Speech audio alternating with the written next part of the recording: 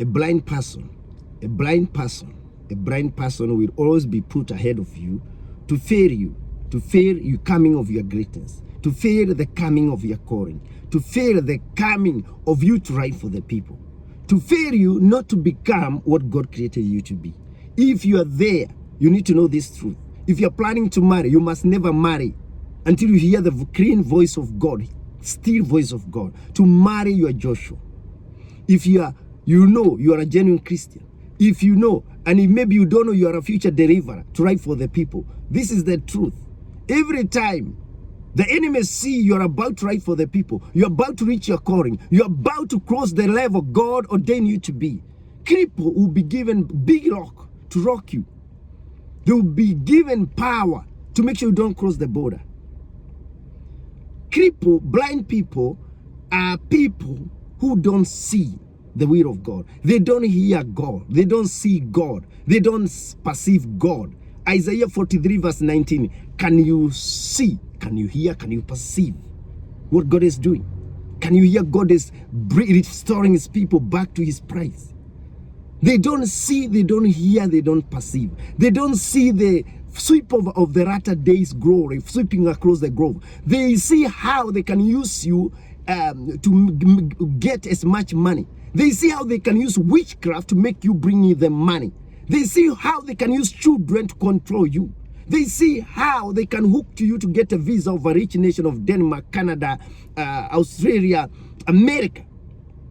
They don't see how you can live together and as a unity, and especially like marriage, as a Joshua, fighting together in this race to heaven. Isaiah 35 verse 8, we are in a race racing to heaven. They don't see how you can unite together, to fellowship together, to strengthen each other to go to heaven and to enter destiny of heaven, because we are here to worship God. We were created to worship God. We are here. Ecclesiastes 12 verse 13 to 14. We were created.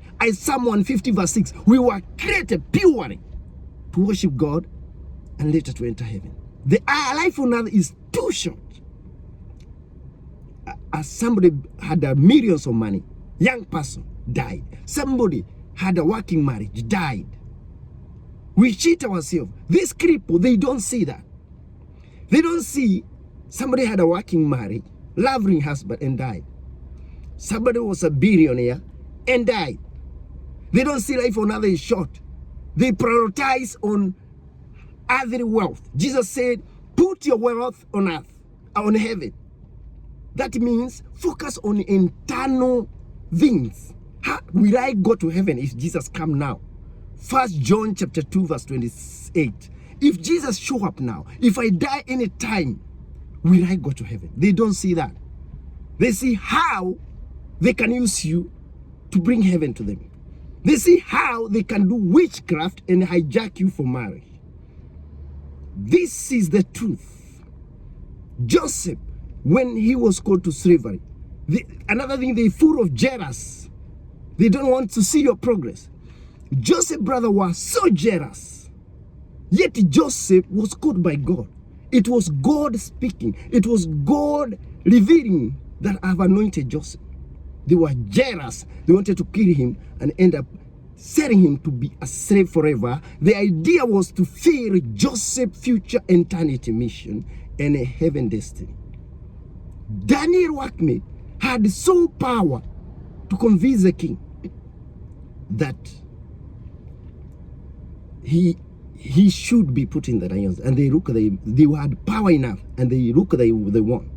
But as we conclude this part 2 is to know that every saint of God in the Bible, because we don't want to speak for long in this part 2, was put a blind person or blind people. Jesus, they were there. Joseph, Daniel, Elijah, all prophets, they were seeing Baal is the true God. Nehemiah, nobody could see the broken one. The fact and the truth of the word of God, you saint of God, you who future see God speaking to you and coming to give you and anoint you and put fine oil on you and to lift up your horn, Psalm 92:10, you will see God lifting up your horn above all other people, pouring fine oil on you and reaching into the area of your greatness and calling to write for the people and to reach your holiness stand. This is the truth. Every saint in the Bible was given blind people to Pharaoh. But God, after they look the battle against war, you can't cross this border. When they declare it is mission impossible, and they look, they won. God showed up. And that's why God said in the book of Romans, chapter 9 and the 10 or 11 or 9, I raised this Pharaoh, I raised this cripple. I made them come and try to put a big rock on you to manifest my glory and power, that I'm the one on authority, so they can also bow in a way to worship God. Micah 2:13, go, and Jeremiah 23 verse 29, God is the breaker. We'll go ahead of you and break their altars and break down and bring down the wall. Zechariah 4 verse 6 to 7. It's not by might nor by power. And God told Zerubbabel, this wall before Zerubbabel, do you think it will come down? This mountain, this wall, this mountain, this altar they put on you, this witchcraft they did on you, that you will always never make it. You will always never have money. You are under our dungeon. The Bible says in Isaiah 51 verse 14, you will not die in that witchcraft dungeon, prison hole they put you.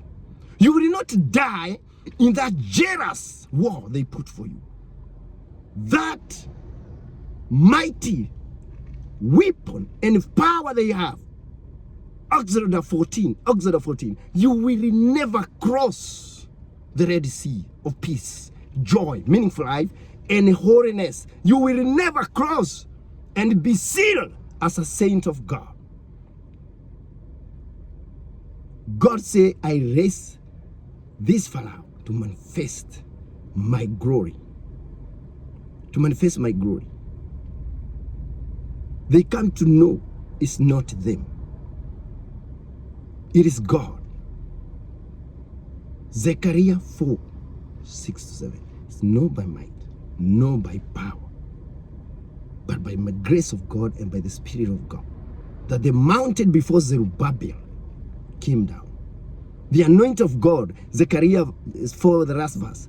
The people of God are people of God, and no one will stop.